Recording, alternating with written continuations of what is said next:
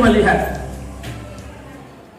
kata kan ada yang merasa dirinya ulama, nasa dalam teman kita, maka dari salah yang pasti kiri maka ada ada itu, kenapa salah? Jadi saya katakan, bahkan ada kata-katanya sangat ekstrim. Apa dia bilang? Seandainya orang ini yang berpikir hidup sama Umar, maka pasti Umar akan datuk kepalanya pada. Jadi saya bilang sama di Instagram juga, seandainya ulama seperti ini yang hidup di zaman Umar, inilah ulama yang akan datuk kepalanya pada sama orang bodoh dan bodoh berbicara tentang Al-Quran dan tidak tahu apa-apa tentang Al-Quran. Saya sudah sampaikan dengan kata-kata kepada itu orang. Kita tidak mau mempertajam perselisihan, tapi jangan salahkan orang. Belum tentu mereka salah, Anda sudah salah. Di mana salahnya hu? Itu hu berasal dari kata huwa. Adakah dalam Al-Quran kata huwa? Ada. Kul huwa. Kenapa dipisah? Karena memang dua komponen di situ, bukan satu dua komponen yang bisa dipisah. Ha dengan waw maka dibaca huwa, atau ha dengan ya maka dibaca hiya, atau ha dengan huma dibaca huma, atau ha bergabung dengan hum menjadi hum. Yang tidak pernah hilang itu hu. Apa hu itu? Dia. Itu kata ganti. Jadi kalau ada orang yang mengaji la ilaha illahu, berhenti di situ. Padahal taroki kurung macam illa huwa. Kenapa tidak dibaca wawunya? Sebab kaidahnya nggak usah dibaca. Jadi kalau ada orang mengaji la ilaha illahu, dia salahkan, harus baca illahu, itu dong-dong ya.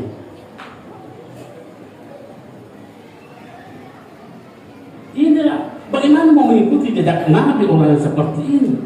Inilah orang yang mengumpul kitab, tapi tidak ada kesempatan untuk mengikuti jejak Rasulullah SAW. Itulah kata karim. Karim apa arti sesungguhnya karim? Karim itu artinya orang yang gampang memberi. Kalau ia memberi selalu banyak. Itu kata karim. Memberi sebelum diminta. Marah kalau tidak dimintai.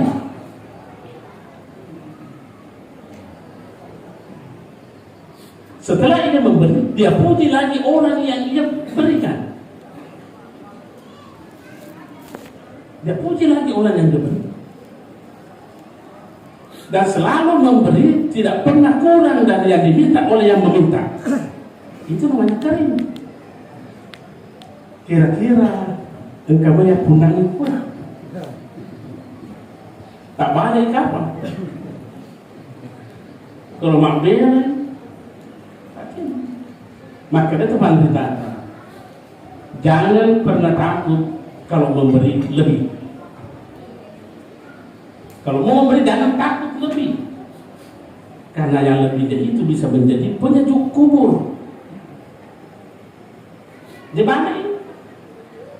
Pak itu balik mau memberi takut, tapi takutlah jangan sampai kurang, karena ketika Anda memberi dari kurang dari yang sesungguhnya, maka Anda termasuk pencuri.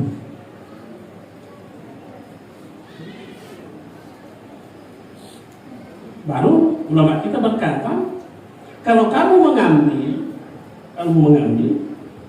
jangan takut kurang. Takutlah kalau kamu mengambil jangan sampai lebih, karena yang lebih itu Anda telah mengambil hak orang lain. Kira-kira ikut dinenungi jika kita mundur ya. Tidak ke situ juga.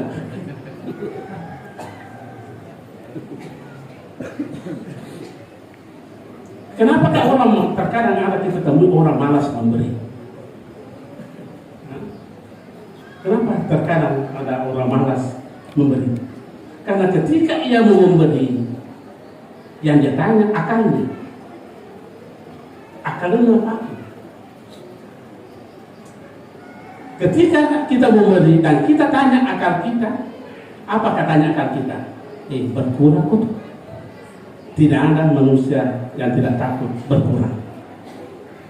Oh, masih kayak ini itu disebut. Yang dia tanya ketika dia memberi, tanya akalnya. Bagaimana? Kurang. Masih kayak ini. Atau kurang sih nabi musi ketika uji nak benar bodoh itu nak apa?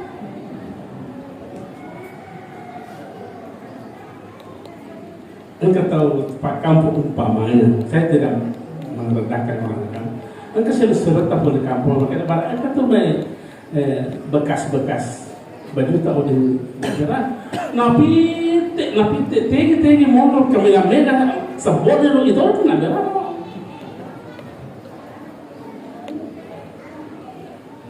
Lepas dari kata karim ini.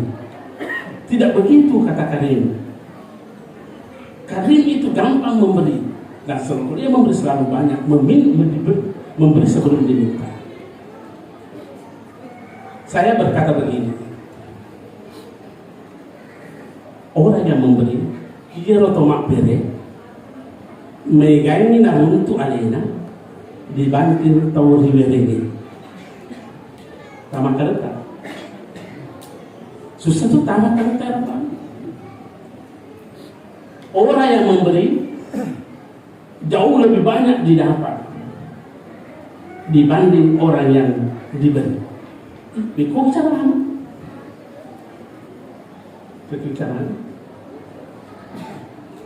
Contohnya, saya ke Putu Jawa, ketemu Pak Camat. Tapi Pak Camat Warti contoh. Saya kasih, kebetulan ada ayam bangkok, bukan saya minta ayam bangkok, enggak. Kebetulan ada ayam bangkok, saya kasih Pak Camat 1. Bertambah enggak ayam saya atau tidak? Berkurang. Itu kerja akal, makanya malas memberi. Berapa Pak Camat dia dapat? 1 ayam. Saya sebagai pemberi berapa saya dapat? Lebih daripada 1. Nah, di mana logikanya? Logikanya, yang pertama saya dapat hidupnya, hatinya, perasaannya Pak Camat. Semangat. Yang kedua, setidaknya Pak Camat mendoakan saya. Mudah-mudahan merampik. Mudah-mudahan merampik murtad. Haruslah. Engkau kita memang pada sikap mengenai apa?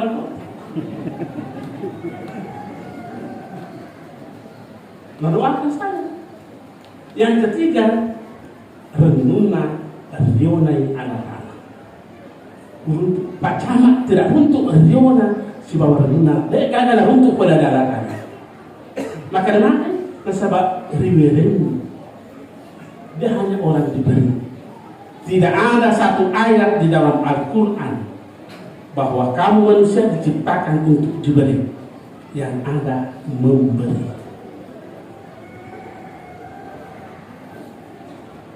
Tidak ada satu ayat di dalam Al-Quran.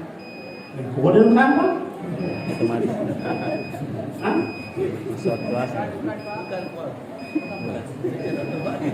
Kemudian itu belum isi kiku Pak Des itu. Lanjut Pak. Atau Pak Iman, Pak Iman. Tidak ada kita temukan dalam Al-Quran. Kamu hidup untuk mau dimuliakan. Yang ada memuliakan, yang ada menghargai, yang ada menghormati. Tidak ada mau dihormati, tidak ada mau dihargai, tidak ada mau dimuliakan, tidak ada mau dipuji. Tidak ada ayat berkata begitu.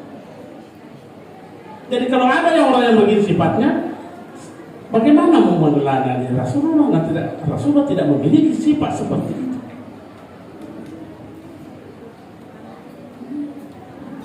Coba Kalau masing-masing mulai dari Pak Wakil Bupati, tadi contoh Pak Wakil, mulai dari Pak Wakil Bupati sampai di sini kita semua mau dibilang, mau dihargai, mau dihormati, apa yang terjadi?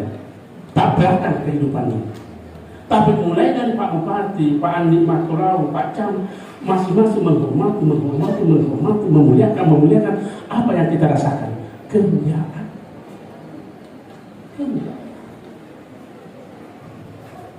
Ini yang saya katakan tadi. Orang yang memberi jauh lebih banyak yang didapat dibanding orang yang diberi.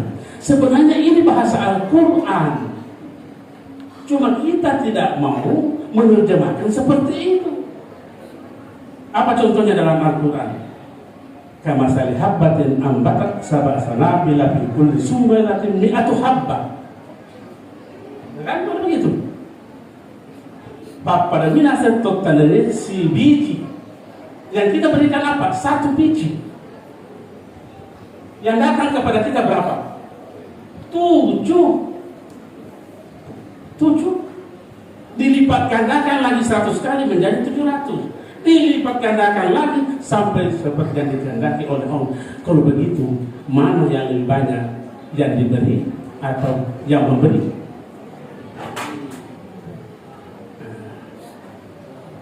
Nah, yang ini adalah mereka yang mengenal Muhammad dengan pendekatan spiritual. Tidak hanya mengenal Muhammad dengan pendekatan biologis, silsilah turunan, tidak mengenal Muhammad dengan melalui kitab, tapi melalui spiritual. Terkadang orang yang mengenal Muhammad dengan pendekatan spiritual, ada perilaku-perilaku yang tidak masuk di akal kita, sehingga kita salahkan dia, padahal kita yang salah.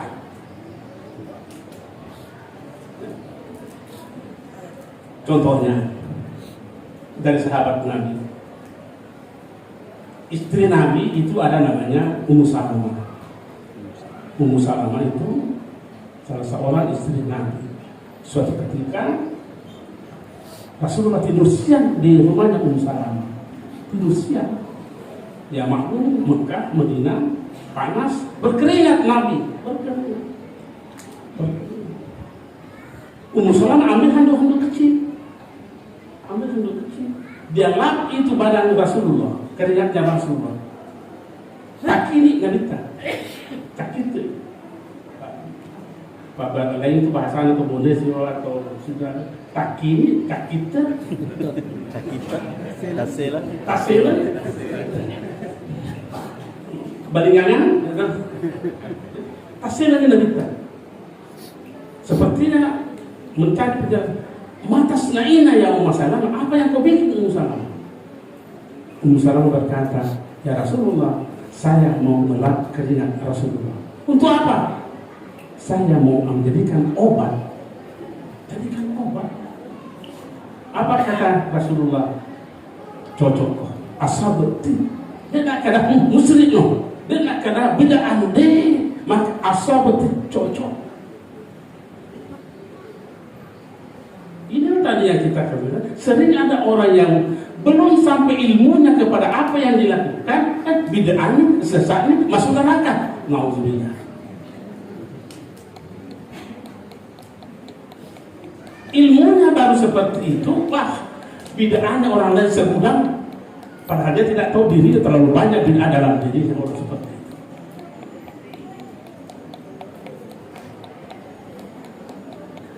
Karena memang itu Ummu Salamah mengenal Rasulullah, bukan hanya mengenal Muhammad, tapi mengenal Nabi Muhammad. Menukai.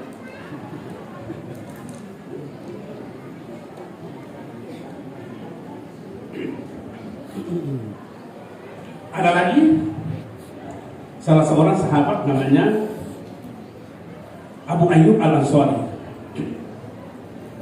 Abu Ayyub Al-Ansari ini adalah seorang sahabat Rasulullah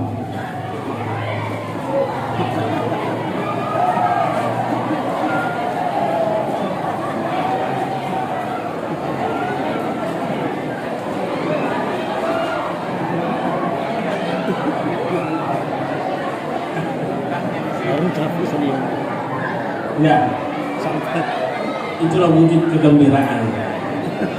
Jangan salah pikir, jangan pikir, jangan pikiran kotor. Lihat semua itu adalah kebaikan. Itu artinya renungan roh. Dia tak pada menyesal. Jangan renung dia.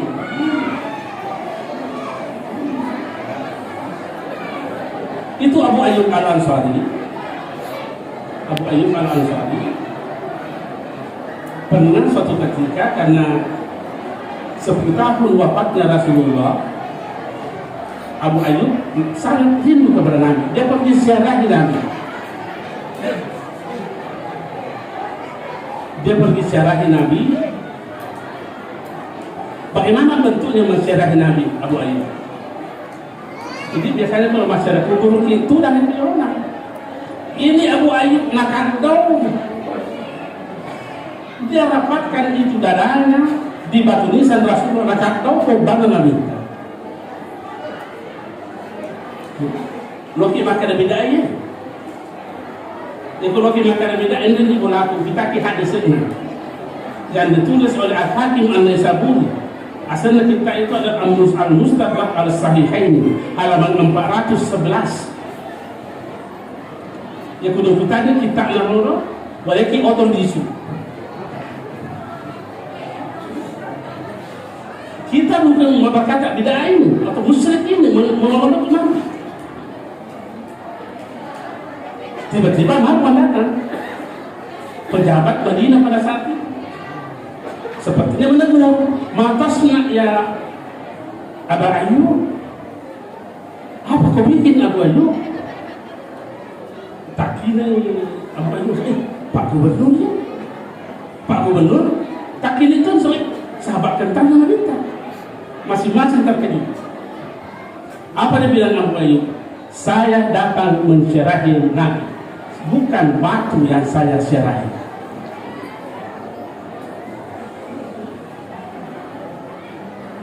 Jadi kalau begitu mati tidak identik, tidak sama dengan tiada. Jangan berpikir mati sama dengan tiada. Oh salah itu. Mati adalah ada. Buktinya, kalau kita jalan runtuh di kubur, ada bau. Salamu. Kita beri salam. Pertanyaan selanjutnya, kita memberi salam kepada yang ada atau kepada yang tidak ada? Tidak ada itu. Kalau cuma bersalam tidak ada atau merasa-rasa ini. Kita memberi salam kepada yang ada. Tapi dia naik kan sebab buta timna dia kata. Nabi maksud kalau kamu berjalan bertemu dengan kuburan, bilang assalamualaikum ya ahlal kubur. Dan nak kada ya ahlal mayit, tapi mak kada ya munro kuilan kubur. Ada atau tidak ada ini? Ada. Jadi kalau begitu mati tidak boleh diserahkan dengan tiada. Mati adalah ada.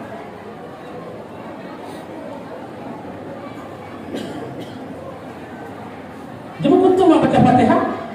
Jangan malas bacakan Fatihah kepada orang-orang yang kita cintai.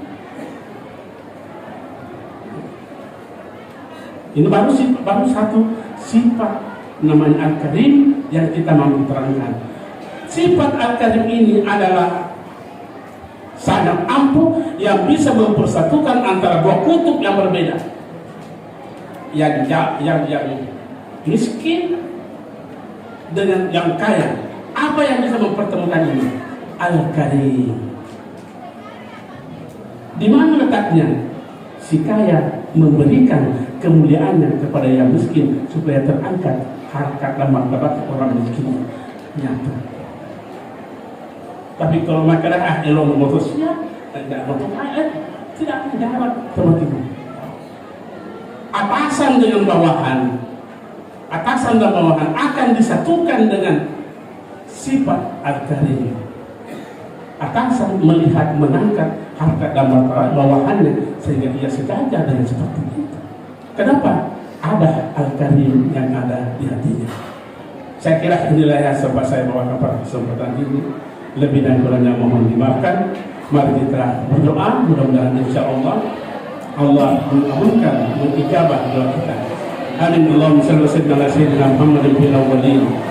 Shalli wa sallim ala sayyidina Muhammadin fil akhirin. Shalli wa sallim ala sayyidina Muhammadin fi kulli waqtin wa hin. Shalli wa sallim ala sayyidina Muhammadin fil mala'il a'la yawmiddin.